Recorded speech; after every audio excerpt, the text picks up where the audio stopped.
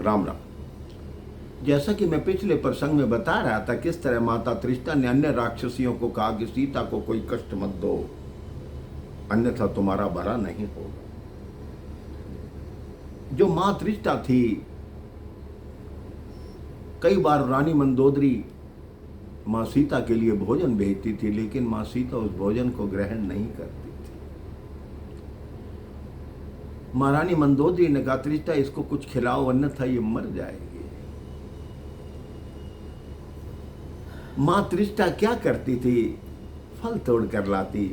कहती है, मुझे अगर मां कहती हो तो माता के हाथ के फल खा लो, तुम महलों के भोजन मत करो, क्योंकि मुझे मालूम है तुम्हारे पति ने उदासीन व्रत लिया हुआ है, वो भी फलाहार करते हैं, तुम ये फलाहार कर लिया करो, मेरा ये निवेदन है, मेरा निवेदन मान लो।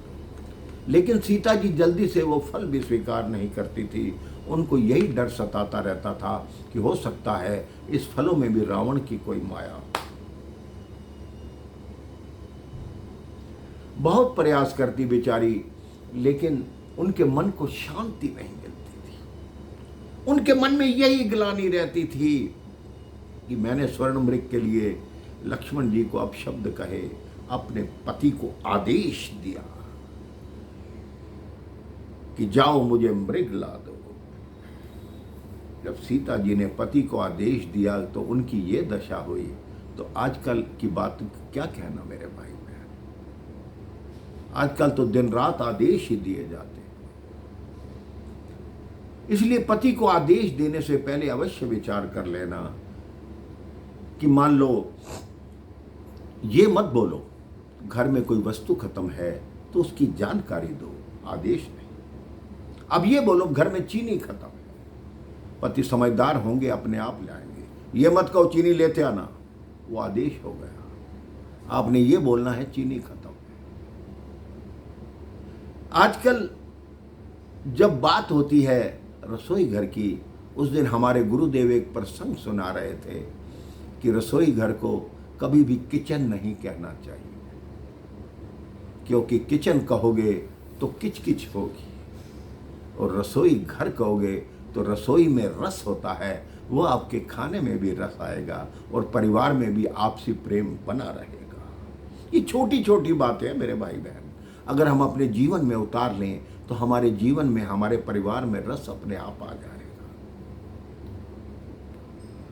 माता बोली, माता मुसीबत में आप मेरी साथनी हो, अब प्रभु विरह सहन नहीं होता, कहीं से थोड़ी अग्नि ला दो, मुझे मरना है।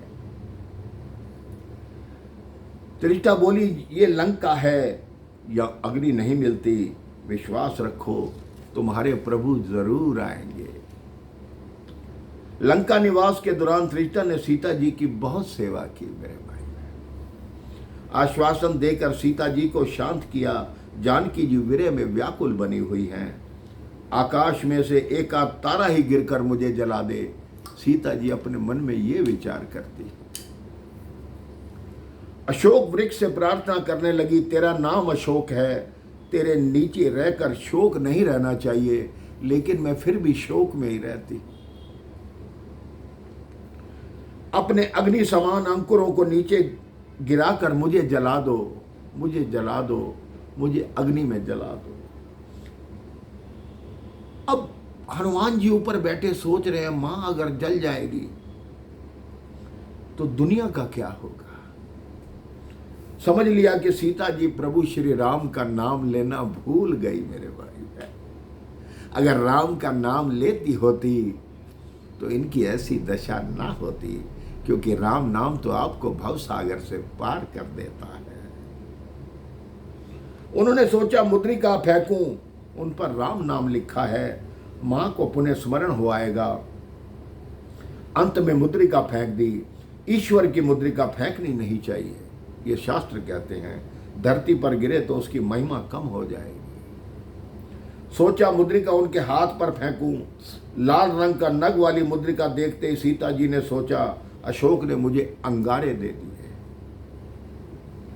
मुद्रिका पहचान गई, राम जी को कोई जीत नहीं सकता, तो ये मुद्रिका यहां कैसे आ गई।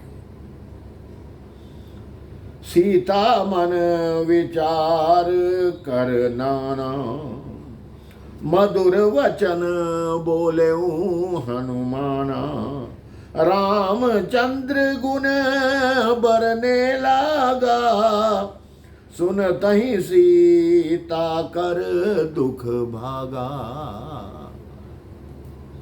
मुद्रिका कहां से आई, कौन लाया, अनेक विचार मन में आने लगे मेरे भाई बहन।